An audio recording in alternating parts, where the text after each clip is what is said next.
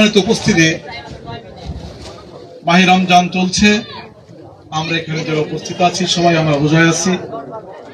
আমরা অধীর আগ্রহে অপেক্ষা করছি, একটু পরে আমরা ইফতারি খুলবো, ইফতারি করব।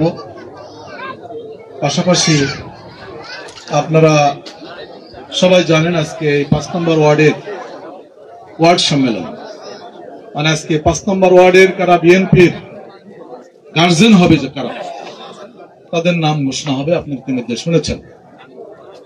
তো বন্ধুগণ, আপনারা দেখেছেন সারা জেলাব্যাপী এইভাবে, ঠিক আজকে আপনারা যেভাবে বসে আছেন ঠিক এইভাবে বিপুল উৎসাহ উদ্দীপনার ভিতর দিয়েই আজ পুরা জেলাব্যাপী আজ মেহেরপুরের বিএনপিকে পুনর্গঠনের কাজ চলছে।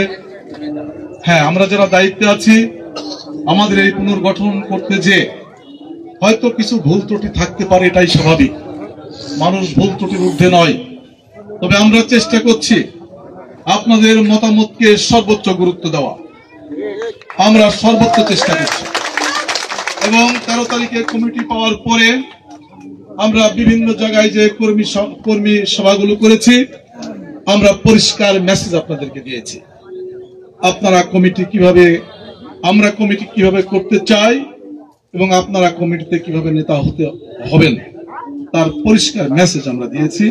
এবং এখন পর্যন্ত আমাদের সেই জায়গা থেকে এতটুকু আমরা বিচ্যুত হইনি।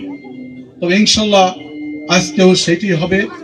আপনাদের মতামতের ভিত্তিতেই এখানে আমার সম্মানিত আহ্বায়ক সাহেব বসে আছেন, আনসারুল হক, উনি আপনাদের সামনে কমিটি ঘোষণা করবেন। তবে যেহেতু বক্তব্য দেওয়া সম্ভব নয়, লম্বা সময়ও নাই, আমি শুধু এইটুকু আহ্বান জানাবো, 5 নম্বর ওয়ার্ডের যারা দায়িত্ব পাবেন, যারা সভাপতি, সেক্রেটারি সহ 71 সদস্য বিশিষ্ট কমিটি যারা স্থান পাবেন, তাদের প্রতি আমার আহ্বান, জননেতা জনাব তারেক রহমান যে লক্ষ্য এবং উদ্দেশ্য নিয়ে আজকে আমাদের এই আহ্বায়ক কমিটিকে মেহেরপুর জেলার দায়িত্ব দিয়েছে এবং আমরা যে কয়েকদিন ধরে কিছু ইনডোর ঘরের ভিতরে কিছু মিটিং করছি, এখানে যারা মূল নেতৃবৃন্দ আছে তারা আপনারা ইতিমধ্যে জেনেছেন। আমরা গতকালকে গাংনীতে করেছি, আজকে মুজিবনগরে করলাম, গত পরশুদিন করেছি আমরা এই মেহেরপুর পৌরসভাতে এবং সদরে। আপনাদের শুধু এই মেসেজটুকু দিতে চাই, এই বিএনপিকে নিয়ে বহু ষড়যন্ত্র চলছে, ঘরে বাইরে দেশ এবং আন্তর্জাতিকভাবে বিভিন্নভাবে ষড়যন্ত্র চলছে।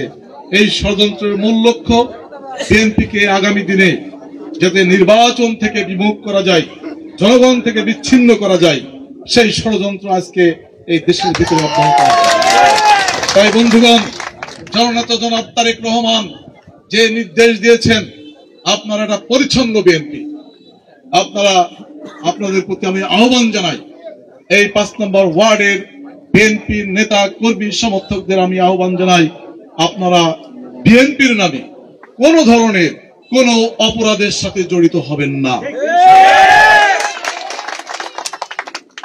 আপনাদের অপরাধ একটি ঐক্যবদ্ধ বিএনপির প্রত্যাশা রেখে আজকের এই সংক্ষিপ্ত বক্তব্য শেষ করছি।